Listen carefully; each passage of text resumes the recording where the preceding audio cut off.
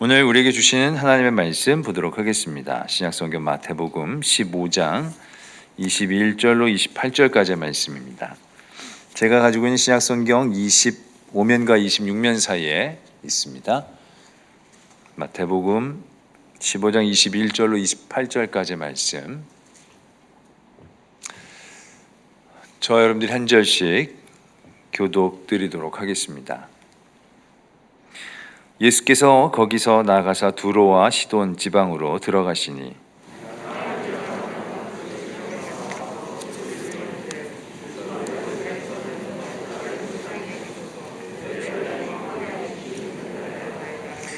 예수는 한 말씀도 대답하지 아니하시니 제자들이 와서 청하여 말하되 그 여자가 우리 뒤에서 소리를 지르오니 그를 보내소서.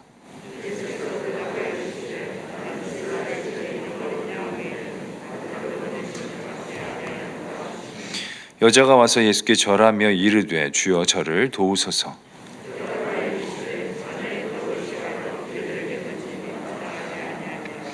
여자가 이르되 주여 올소이다마는 개들도 제 주인의 상에서 떨어지는 부스러기를 먹나이다 하니 예수께서 대답하여 이르시되 여자여 내 믿음이 크도다 내 소원대로 되리라 하시니 그때로부터 그의 딸이 나으니라. 아멘. 하나님의 말씀입니다.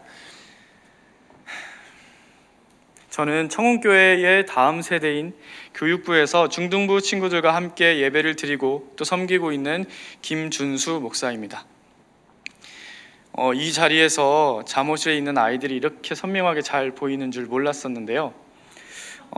비록 우리 청운교회의 옛 구성전 시절의 이야기인데요. 저 뒤편 잠옷실 안쪽에서 이 저녁 예배가 빨리 끝나길 기다리면서 뒹굴뒹굴 하던 이 유치부 아이 하나가 30년이 지나서 그 교회에 안수를 받고 성도님들과 그 사이에 말씀을 두고 이 말씀을 전하는 목사가 되었습니다. 그래서 이 시간이 저에게는 너무나도 가슴 벅차고 또 설레는 감사한 자리입니다. 제가 아직 연약하고 많이 부족하고 또 저를 통해서 전해지는 저 부족한 저를 통해서 전해지는 이 말씀이지만 우리 한계가 없으신 우리 하나님의 능력을 의지해서 오늘의 말씀이 여러분의 삶을 하나님께로 조금 더 한 걸음 나아가게 하는 귀한 말씀이 될 줄 믿고 또 소망합니다. 조금만 더 견디면 끝날 것이라는 전 세계인의 기대를 여러 차례 헛되게 만들며 코로나19 바이러스가 불러온 대유행병과 함께 2021년도 달력의 마지막을 목전에 두고 있다. 내년을 전망하면서 출판된 책 트렌드 코리아 2022를 시작하는 문구입니다. 우리는 하나님께 구할 참 많은 기도 제목을 가지고 살아가는 그런 시기를 보내고 있습니다. 이제 모든 인류의 소망이 되어버린 감염병으로부터의 해방, 그리고 그 감염병으로부터 계속 파생되고 또 우리 인생에 파고 들어오는 다양한 삶의 문제들이 우리의 인생을 감싸고 있습니다. 오늘 말씀에서는 좀처럼 해결되지도 않고 또 응답받지도 못하는 누구보다 간절한 한 삶의 문제를 가진 여인이 등장합니다. 그리고 그 여인을 만나주신 예수님의 특별한 이야기도 있습니다. 예수님께서 제자들과 함께 두로와 시돈이라는 지방으로 이동하십니다. 그곳은 예수님에 대한 복음은커녕 하나님을 믿지 않는 이방인들의 땅이었습니다. 이 이방의 땅에서 이방의 여인인 한 가나안 여인이 예수님을 찾아왔습니다. 주 다윗의 자손이여 저를 불쌍히 여기소서 내 딸이 흉악하게 귀신에 들렸나이다 하고 소리칩니다. 비록 이방의 여인이었지만 다윗의 자손이여라는 고백을 한 것과 귀신 들린 아이를 고쳐달라고 이야기한 것을 보았을 때에는 이미 이 예수님에 대한 소문이 이스라엘 땅을 넘어서 이방 땅까지 퍼져 있었던 것으로 보입니다. 하지만 예수님은 연약한 자들을 사랑하시고 또 위로하시고 고치시던 평소의 모습과는 너무나도 다르게 한 말씀도 대답하지 않으셨습니다. 침묵하고 계십니다. 못 들은 것은 더더욱 아니었습니다. 여인이 얼마나 따라오면서 소리를 지르는지 제자들이 예수님께 저 여인을 보내십시오. 우리 뒤에서 저렇게 소리칩니다 하고 말할 정도였으니까 말입니다. 그때 예수님께서는 제자들에게 나는 이스라엘 집에 잃어버린 양을 위해 보냄을 받았다 하고 말씀하십니다. 여인에게는 여전히 침묵하신 채로 제자들과 대화하시면서 대답하십니다. 이방인에게는 관심이 없다는 말씀이십니다. 하지만 살려야 하는 귀중한 딸이 있는 이 여인은 포기할 수 없습니다. 이제는 예수님께 절하면서 간절히 다시 구합니다. 주여, 저를 도우소서.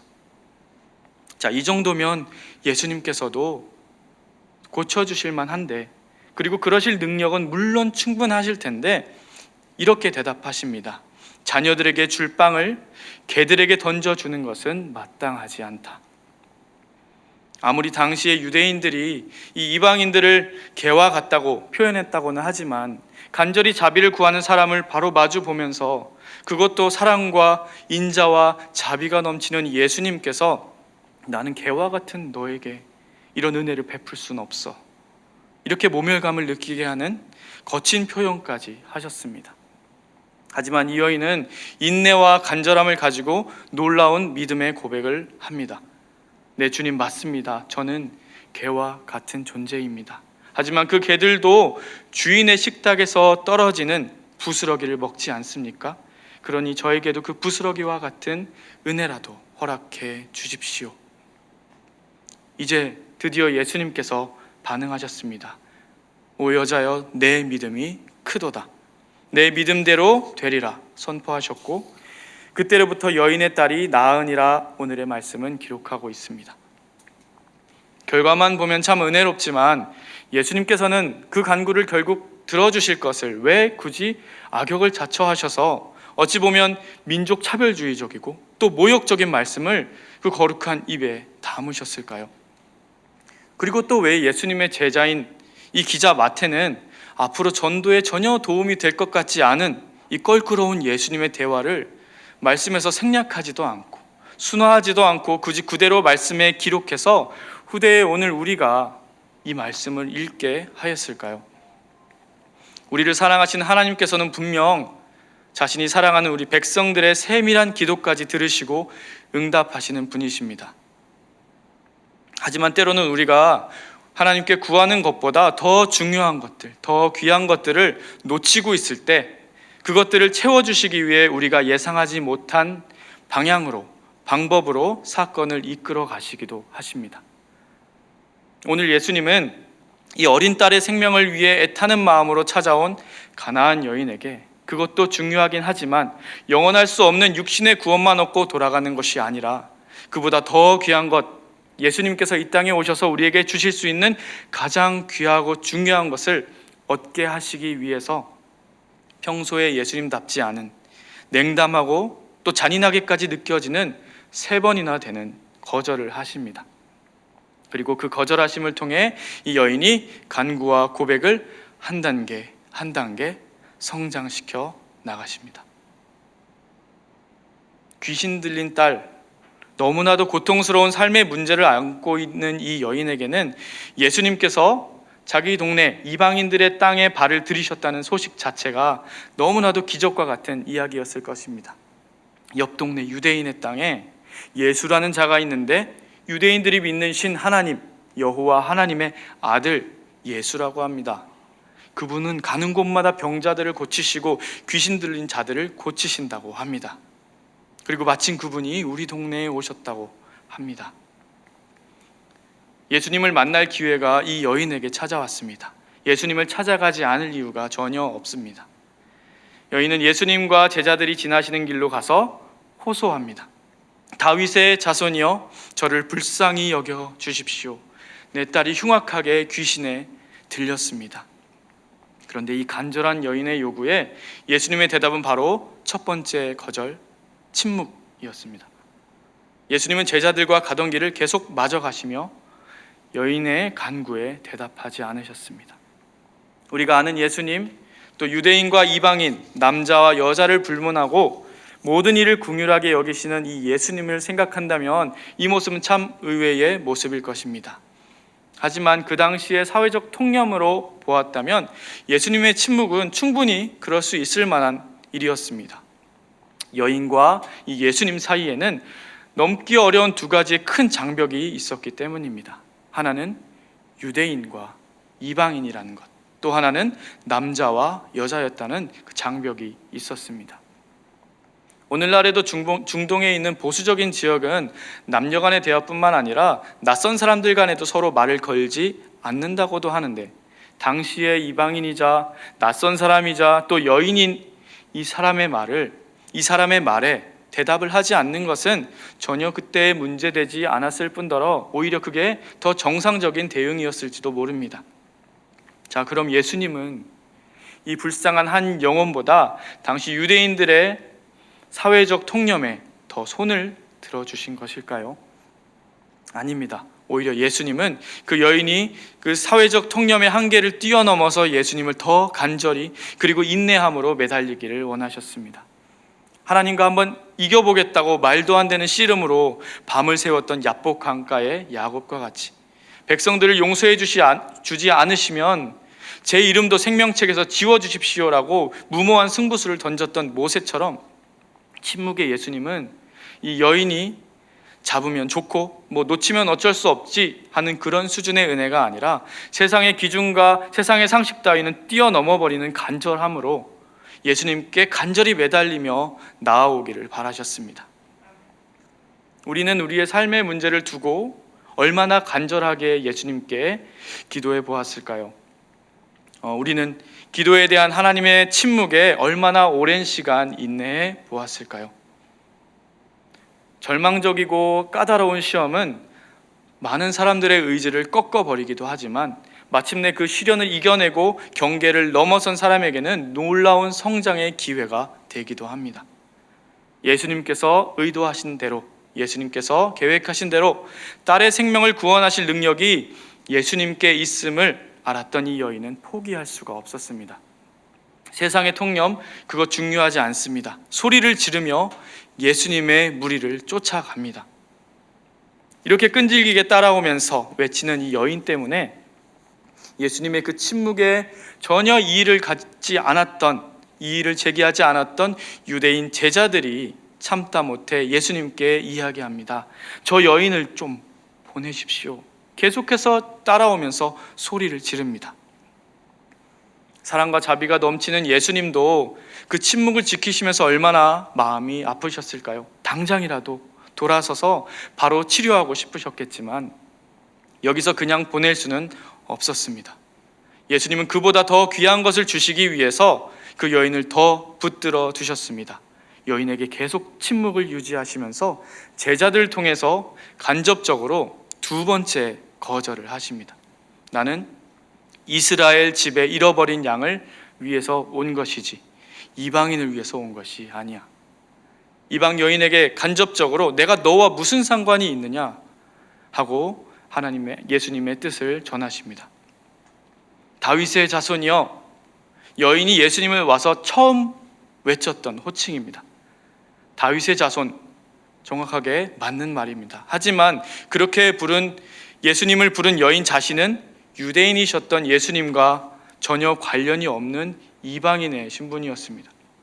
예수님은 능력 있는 이웃 민족의 지도자였지 가나안 사람인 나와는 아무런 연관이 없는 분이었습니다. 하지만 여인이 여기서 포기한다면 집에서 고통받고 있는 사랑하는 딸을 구할 수가 없었습니다. 예수님의 두 번째 거절을 두고 고민했을 것입니다. 어떻게 하면 예수님의 저 두 번째 거절을 뚫고 예수님이 나와 상관 있는 관계가 될 수 있을까? 나에게 그 은혜의 능력이 뻗어져 나오게 할 수 있을까? 결국 예수님의 그 두 번째 거절은 여인에게 새로운 고백을 이끌어냅니다. 예수님께로 나아가서 엎드렸습니다. 그리고 고백합니다. 주여, 나를 도우소서. 예수님 앞에서 엎드렸다는 이 단어는 무릎 꿇다 또는 경배하다, 예배하다라는 같은 의미를 가진 헬라어 단어입니다. 예수님의 두 번째 거절은 이 여인을 예수님을 주여, 예수님을 나의 주로 고백하고 예배하는 자로 만들었습니다. 만약에 이 여인이 저 당신 누군지 알고 있습니다. 다윗의 자손 예수 그리스도이지 않습니까? 병도 치유하고 귀신도 쫓아내는 능력이 있지 않습니까? 아무리 제가 이방인이지만 저를 좀 불쌍히 여기시고 도와주시면 안 되겠습니까? 이렇게 고백했으면 어땠을까요? 정말 간절해 보이지만 이렇게 그저 아는 것과 감정에 호소하는 것만으로는 하나님의 아들 예수님의 능력이 나의 삶으로 파고 들어오기에는 부족했을 것입니다. 하지만 이 여인은 예수님과 자신의 관계를 간절하긴 했지만 저 멀리 떨어져서 부르짖기만 하던 관계에서 주님으로 고백하는 관계로, 나아가 그 앞에 엎드려서 경배하고 예배하는 관계로 바꾸어 버렸습니다.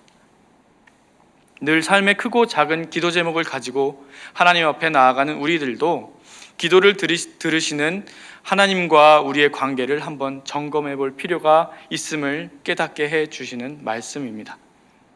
우리는 우리를 그리스도인입니다 하고 고백하지만 예배자로 늘 기도와 말씀으로 성령님과 동행하는 삶으로 그렇게 살아가고 있는가?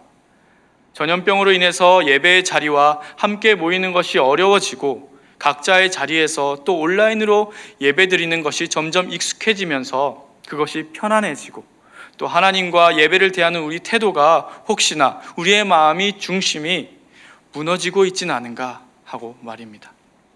우리에게 하나님이 우리의 삶의 중심에 계시는 분이 아니라 내가 필요할 때만 찾는, 기도 제목이 있을 때에만 찾는, 머리로만 알고 입술로 정의할 줄만 아는 그런 하나님이 되어버리신다면 그것은 결국 매년 12월 25일 성탄절이라는 공휴일에 출근하지 않는 은혜를 누리면서 기뻐하는 것, 그거 말고는 예수님과 아무 상관이 없는 세상의 비그리스도인과 우리가 무엇이 다르겠습니까?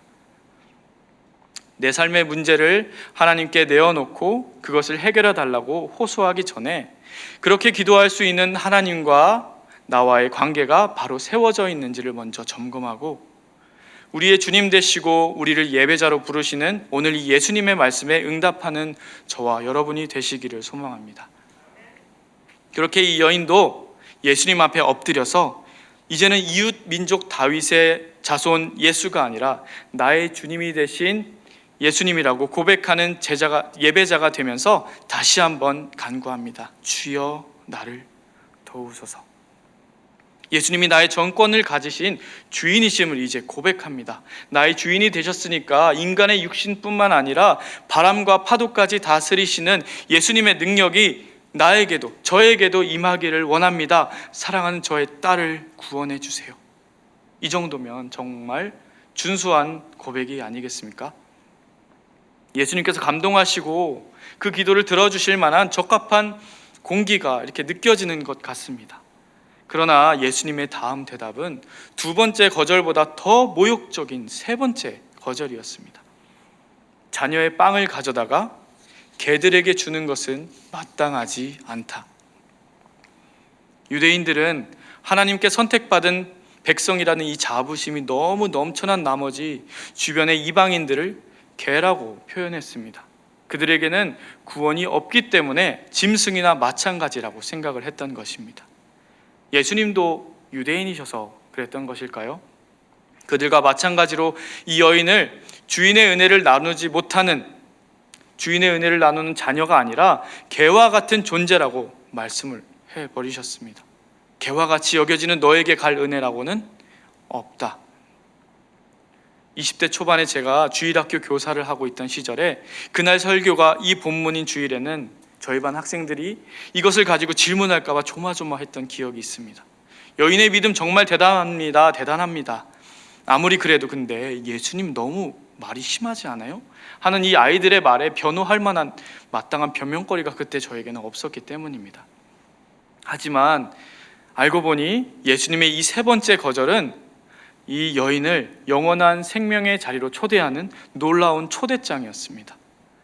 예수님은 이 거절을 통해서 이 땅에 오신 가장 중요한 목적인 복음, 진정으로 이 여인과 딸이 하나님께 속한 복음의 수혜자이자 천국을 차지하는 자들이 되기를 원하셨습니다.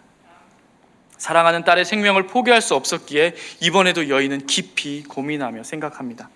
개와 같은 대접을 받은 내가 주인의 식탁에 놓인 빵을 어떻게 먹을 수 있을까? 주인의 식탁에 놓인 빵을 먹을 수 있는 방법이 무엇이 있을까? 그리고 그 간절함으로 예수님께서 원하시는 마지막 고백을 이끌어내었습니다. 네, 주님, 맞습니다. 그러나 개들도 주인의 식탁에서 떨어지는 부스러기를 먹습니다. 이 여인은 예수님이 저를 그렇게 무시하시고 개라고 모욕하셔도 좋으니까 제발 불쌍한 저의 딸 좀 살려주십시오 하고 감정에 호소한 맨 처음의 태도가 아니라 네, 맞습니다. 저는 개와 같은 이방인입니다. 허나 예수님, 주인과 함께 식당에서 빵을 먹는 자녀들뿐 아니라 그 밑에서 떨어지는 부스러기를 받아 먹는 개들도 그 주인에게 속해 있지 않습니까? 저와 제 딸도 예수 그리스도의 구원에 속한 자들이 되기를 원합니다. 대답합니다. 예수님께서도 참아왔던 속마음을 드러내시면서 이제 기뻐하십니다. 그리고 말씀하십니다. 너의 믿음이 크구나. 내가 원하는 대로 이루어지리라. 그러자 그 여인의 딸이 즉시 나았다. 오늘의 말씀은 기록하고 있습니다. 이 여인이 마침내 침묵과 또 인종차별적이고 모욕적인 발언까지 하셨던 예수님으로부터 이 치료의 선포를 이끌어낸 것은 딸을 사랑하는 마음으로 수치와 모욕을 이겨낸 간절함 또한 있었지만 무엇보다도 그렇게 말씀하신 예수님의 마음, 예수님의 의도를 알아채고 예수님께서 원하시는 정답을 이끌어내고 고백한 지혜가 있었기 때문입니다.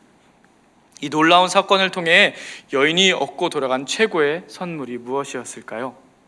맨 처음 목적이었던 딸의 회복, 딸의 구원, 이것 물론 세상 무엇과도 비교할 수 없을 만한 귀중한 선물이겠지만 이 여인이 얻은 더 귀한 선물은 영원한 생명이고 구원이라는 힘든 시험을 통과해냈다는 사실입니다. 하나님의 자녀라는 관계를 얻어냈다는 이야기입니다. 놀라운 이 경험 이후에 이 여인의 삶은 어땠을까요? 절대 구원의 울타리에서 벗어나지 않을 것입니다. 삶의 주인은 늘 예수 그리스도이시고 그분을 예배하는 예배자의 삶을 포기하지 않았을 것입니다. 이것이 삶에서 가장 귀한 것이며 우리가 구하는 모든 삶의 기도 제목과 은혜들은 이 관계로부터 나온다는 것을 이미 경험했기 때문입니다. 그리고 찬양의 가사처럼 삶의 모든 문제들이 나를 힘겹게 해도 포기하지 않는 오늘을 살아내리라. 하나님께 소유된 자들로 우리가 하나님께 올려드린 그 모든 일들이 하나님의 때에 하나님의 방법으로 하나님의 수준으로 해결되어 가는 것을 경험하고 살아가는 은혜의 삶을 이 여인과 딸은 살았을 것입니다. 지금 온 세계를 뒤덮고 있는 감염병과 또 그것으로 파생된 말로 표현할 수 없는 여러 가지 삶의 고통들, 그리고 저와 여러분을 괴롭게 하는 삶의 많은 문제들, 그런 것들을 두고 하나님 앞에 간절히 나아가서 기도하는데 때로는 하나님께서 내가 원하는 답을 주지 않으시고 침묵하시고 거절하시고 때로는 오히려 더 큰 고통으로 궁지로 몰아버리시는 것 같을 때가 있습니다. 하지만 이것은 하나님께서 정말 우리를 외면한 것이 아니라 더 귀한 것을 놓치지 않길 바라시는 하나님의 신호가 아닐까 한번 점검해 볼 수 있는 지혜가 저와 여러분에게 있었으면 좋겠습니다.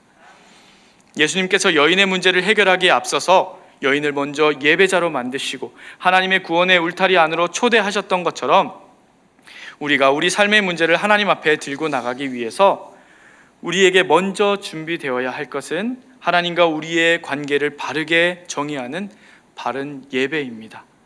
성령 하나님의 인도하심을 구하며 살아가는 말씀과 기도가 늘 중심이 되는 삶입니다.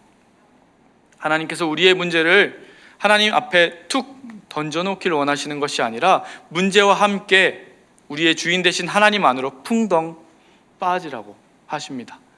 겪어보지 못한 여러분의 삶의 문제를 제가 감히 판단할 수는 없지만 말씀을 통해서 한 가지 확실하게 전할 수 있는 사실은 여러분의 삶의 문제의 해결과 여러분의 크고 작은 소망들은 가장 귀하고 중요한 구원의 선물에 비하면 여인이 고백한 부스러기 중에 부스러기에 불과한 것들일 뿐이라는 사실입니다. 악인의 장막에 거하는 것보다 내 하나님의 문지기로 사는 것이 더 귀한 은혜인 줄 믿습니다. 고난을 피해서 잠깐의 육신의 구원만 얻고 돌아가 버리는 것보다 비록 침묵과 또 거절과 모욕의 순간까지 견뎌내야 했지만 영원한 구원의 소망과 함께 바라던 기도 제목 육신의 회복까지 경험한 이 여인의 믿음이 가장 귀한 믿음, 더 귀한 믿음인 줄 믿습니다. 늘 하나님의 사랑 안에서 거하며 하나님께서 예비하신 은혜와 또 감사의 조건들을 늘 하나도 빠짐없이 누리며 살아가는 사랑하는 청운의 모든 성도 여러분, 저와 여러분 모두가 되시기를 간절히 소망합니다. 기도하겠습니다. 우리의 주인 되신 아버지 하나님, 도무지 나아지지 않은 우리의 삶의 문제들이 바라지만 닿지 않은 우리의 소망들이 우리를 힘겹게 할 때가 참 많습니다. 하지만 말씀을 통해서 우리에게 주시는 지혜로 더 귀하고 소중한 것들을 생각할 줄 아는 저희가 되기를 소망합니다. 문제보다 먼저 주님을 사랑하는 예배자가 되게 하여 주옵소서. 성령 하나님의 감동하심을 따라서 늘 구원받은 자로 합당하게 살아가는 그리스도인이 되는데 더욱 마음을 집중하게 하여 주옵소서.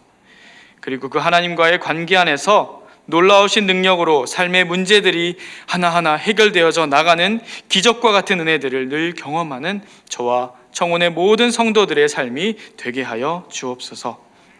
감사합니다. 이 모든 말씀 살아계신 예수 그리스도의 이름으로 기도드립니다.